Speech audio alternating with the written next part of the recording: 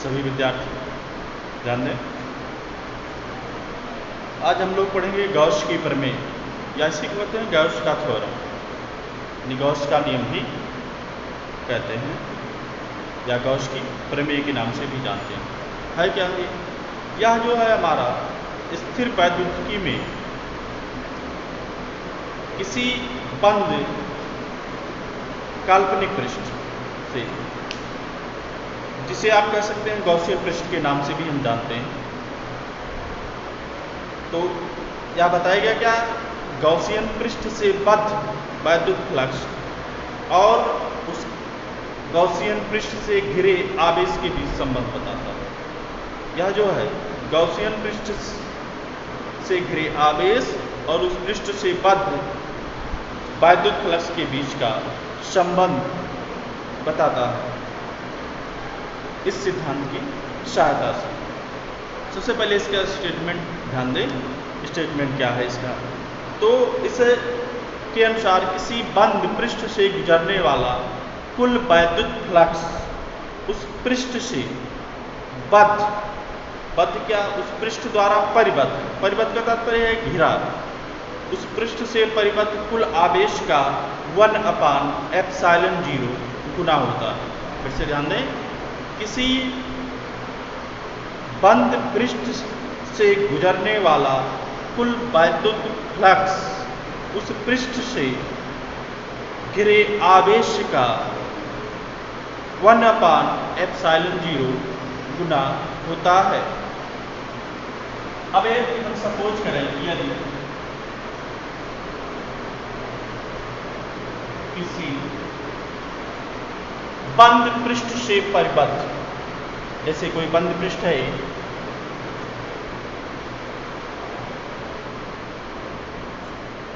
पृष्ठ से परिबद्ध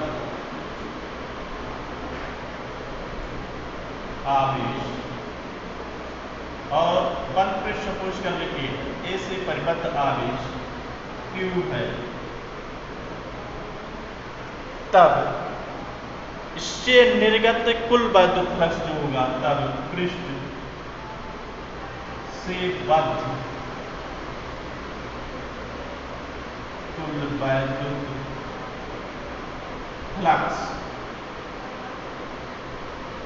फ्लक्स को हम डिनोट करेंगे फाई ई से। परिभाषा के अनुसार ये क्या होगा? Q/ε0, यानी घिरे आवेश का 1/ε0 गुना। परंतु पीछे देखें हम लोग, अभी पिछले दिन हम लोगों ने पढ़ा, परंतु बंद पृष्ठ से परिबद्ध आवेश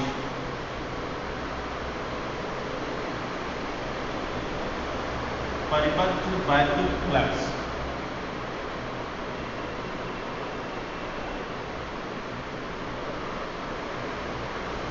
फाई ई बराबर ही पीछे हमने पढ़ा इंटीग्रल, एक सर्किल बनाएंगे और इसको पढ़ते हैं हम क्लोज्ड इंटीग्रल, बंद समाकलन के नाम से जानते हैं। और ये वैद्युत क्षेत्र ई है, तो ये बराबर होता है ई डॉट वेक्टर dA।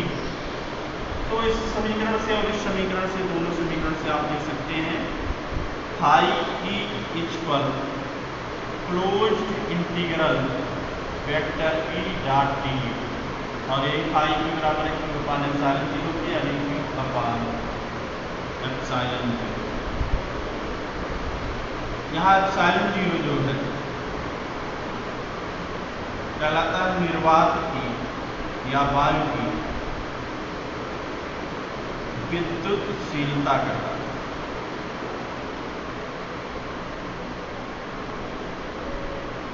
ε0 क्या है? निर्वात या वायु की विद्युतशीलता। ये तो हो गया स्टेटमेंट। अब आइए, ये मैथमेटिकल रूप है किसका? गॉस थ्योरम का। अब आइए देखते हैं इसकी उत्पत्ति। प्रूफ चाहिए हम देखते हैं इसको।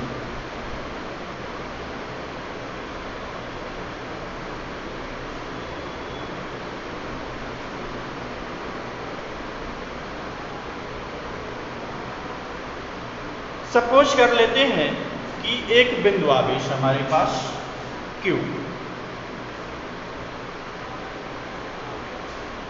प्लस Q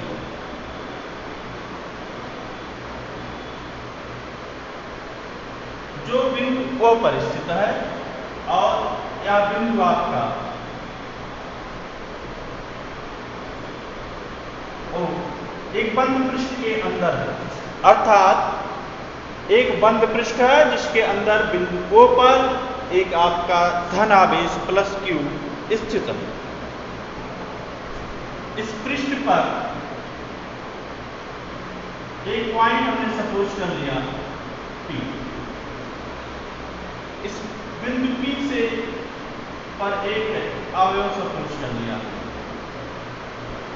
पृष्ठ अवयव सपोज किया। क्या सपोज कर लिया? पृष्ठ अवयव जिसका पृष्ठीय क्षेत्रफल कितना है? dA।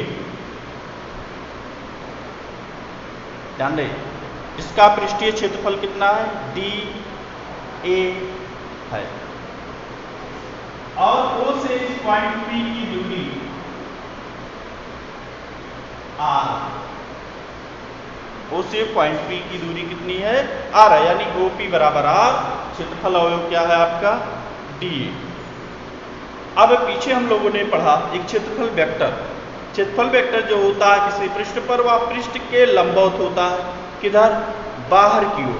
और साथ ही साथ एक वेक्टर को हम एक तीर की सहायता से प्रदर्शित करते हैं। उसकी लंबाई होती है वेक्टर की, वह उसके परिमाण को प्रदर्शित करती है, और जो उसकी दिशा होती है, दिशा बताती है। तो यहाँ हम सबसे पहले ड्रा करेंगे पॉइंट P।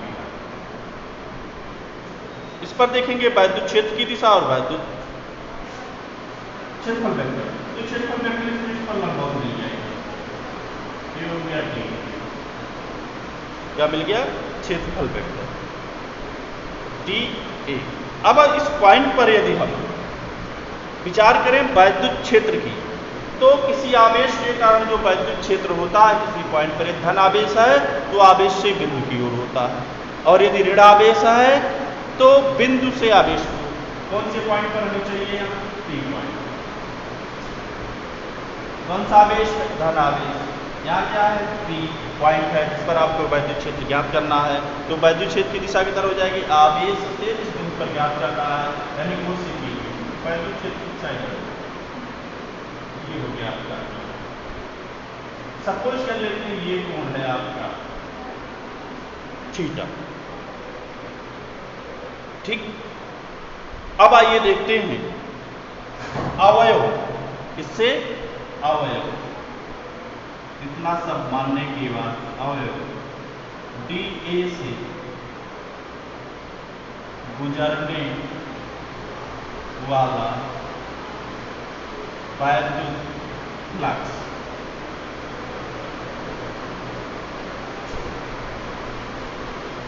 तो चूंकि अवयव अल्प है इसलिए वैद्युत फ्लक्स भी अल्प ही होगा। सपोज कर लेते हैं d फाई ई है, d क्यों लगा होगा मतलब अल्प, ये सपोज करता है। पीछे हमने पढ़ा कि यही d फाई ई बराबर क्या होता है? वैद्युत क्षेत्र का वेक्टर जो वहां है और साथ साथ क्षेत्रफल वेक्टर जो है उसके डॉट प्रोडक्ट यानी सदिश गुणन के बराबर होता है। या इसी को आगे लिख सकते हैं E dA cos थीटा। क्यों? क्योंकि ये डॉट प्रोडक्ट ले रहे हैं और A डॉट B बराबर होता है AB cos थीटा के, तो इसलिए इसको लिख लिया गया dA है और ये B के स्थान पर है, तो ये हो गया E dA cos थीटा के। जहाँ थीटा क्या है? वेक्टर E व dA की दिशा के बीच कोण।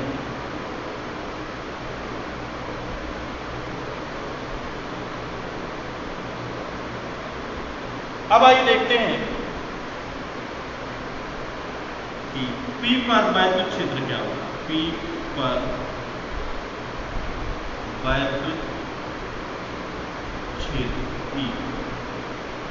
तो चूंकि हमारा आवेश कैसा है? बिंदु आवेश, और बिंदु आवेश के कारण किसी बिंदु पर जो वैद्युत क्षेत्र की तीव्रता के लिए आप लोग फार्मूला पढ़ चुके हैं पिछले चैप्टर में, वो है E बराबर 1/4 pi epsilon not Q upon R square. तो यहाँ भी आवेश Q है, दूरी आ रही है, तो सीधे वही फार्मूला लगाना है 1/4 पाई एप्सिलॉन नॉट Q ही है और दूरी आ रही है Q अपान R स्क्वायर।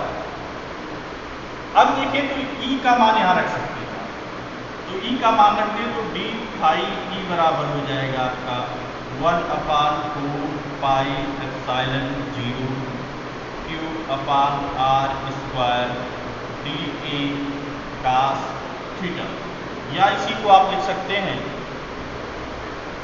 आगे d phi E equal Q upon 4 pi epsilon naught या हो गया dA cos थीटा अपान R स्क्वायर, ये मिल गया आपको। अब देखें तो पीछे हम लोगों ने पढ़ा है dA cos थीटा अपान R स्क्वायर, इसी को पीछे पढ़ा था हमने पृष्ठ द्वारा, गोले के पृष्ठ द्वारा या किसी समतल पृष्ठ द्वारा जो है किसी पॉइंट पर अंतरित कोण है, ठीक। तो इसी को आप क्या लिख सकते हैं, मान लें d ओमेगा, ये अंतरित कोण कितना है यहाँ d ओमेगा। कौन सा कोण, इसके द्वारा यहाँ अंतरित कोण है, तो यहाँ से मिला दें, तो यहाँ एक कोण मिलेगा, ये कोण कितना है d ओमेगा, ये कोण जो मिला कितना मिल गया d ओमेगा, इस पृष्ठ द्वारा बिंदु O पर अंतरित कोण। क्या लिख सकते हैं, क्षेत्रफल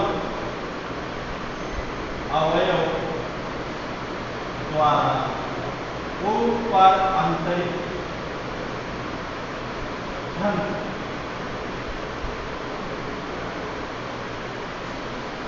O पर अंतरित घन कोण।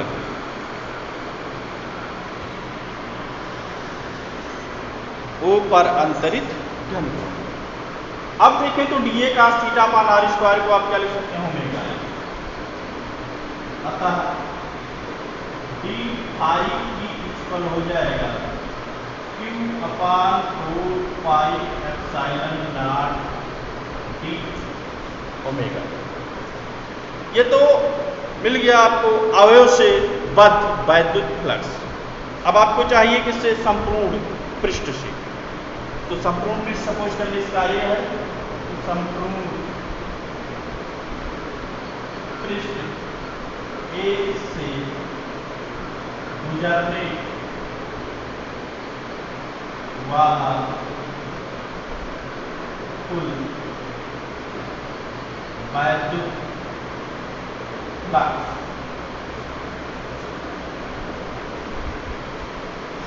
इसके लिए सपोज करने ये फाई की हो जाएगा इधर, और इधर के लिए हम क्या करते हैं, इंटीग्रेट कर लेंगे। वैसा integration close integration Q upon 4 pi epsilon not d omega, ये मिल 4 pi epsilon not d omega.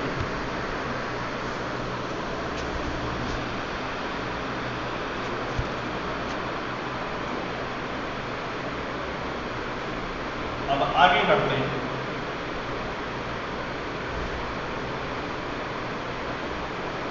जो कांस्टेंट है उसको इंटीग्रेशन साइन से पहले यहाँ लिख लें, तो फाई ई इक्वल हो गया, ये आउटसाइड हो गया Q upon 4 pi epsilon not close integral d।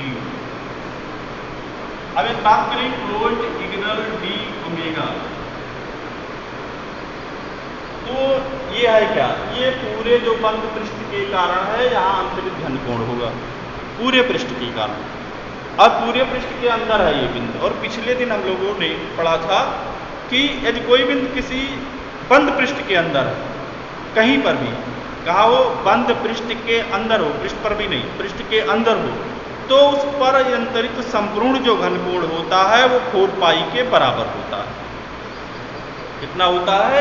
4 पाई के बराबर होता है। तो यहाँ भी ये बिंदु है और संपूर्ण पृष्ठ जो है इसका संपूर्ण ये आपका बंद पृष्ठ चारों तरफ से, इसके कारण इस पॉइंट पर जो घनकोण होगा वो भी 4 पाई के बराबर होगा। ये हो गया 4 पाई बंद पृष्ठ द्वारा जो है वो परंतरित कोण है।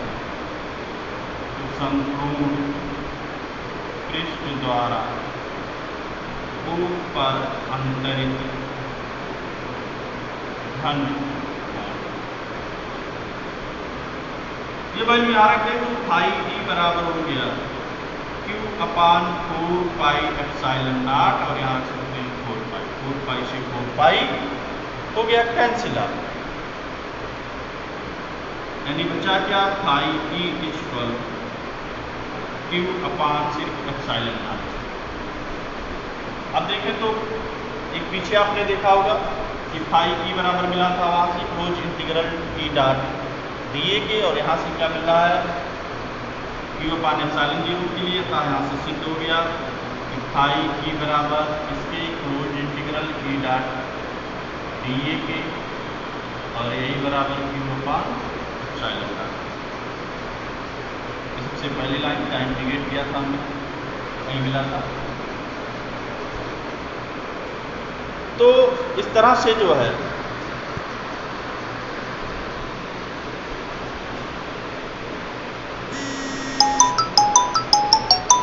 ये वैल्यू यहाँ से मिल गई थी, फाई बराबर close integral Q upon 4 pi epsilon.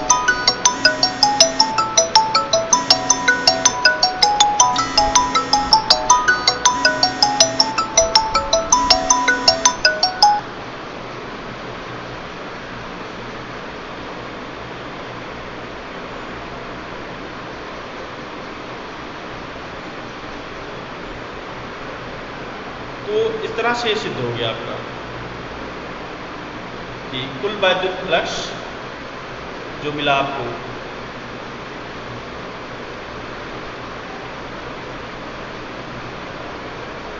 Phi बराबर Q अपान एप्सिलॉन 0।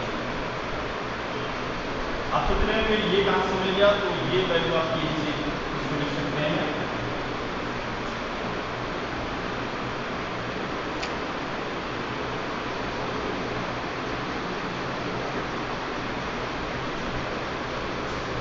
इसको आप चाहे तो थोड़ा कनेक्ट करके लिख सकते हैं इनसे।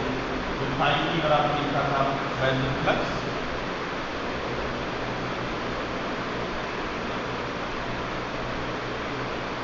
इसको पहली लाइन से इंटीग्रेट करें तो P डॉट डी हो जाएगा और उसी की वैल्यू आपको मिल जाएगी Q upon 4 pi epsilon not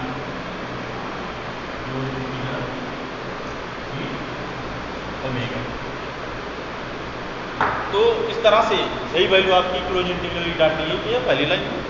D phi जो था आपका इसकी वैल्यू पहली लाइन पे जो हमने लिखे था, और ये मिल गया आपको close integral E dot D बराबर ये। और जब पहली लाइन से हमने स्टार्ट किया था तो मिटा दिया आपने, ध्यान दीजिएगा। तो वही था आपका ई डॉट डी, इसको यहाँ इंटीग्रेट किया और उसी की वैल्यू डी फाई की जो वैल्यू आई है डी फाई को इंटीग्रेट किया जा रहा है और डी फाई जो यहाँ है आपका उसी को इंटीग्रेट के आगे बढ़ाया गया।